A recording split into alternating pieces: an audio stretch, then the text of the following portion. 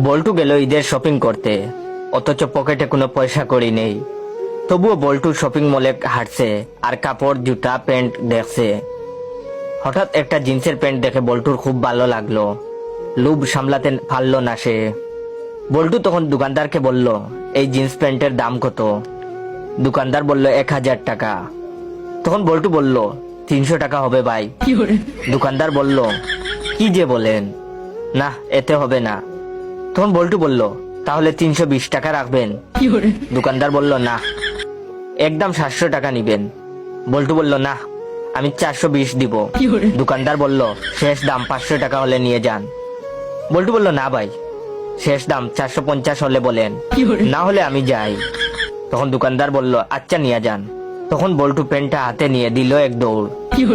দোকানদার চিৎকার করে করে বলল, কিরে, প্যান্টটা যখন চুরি করবি তাহলে এতক্ষণ দামাদামি করলি কেন?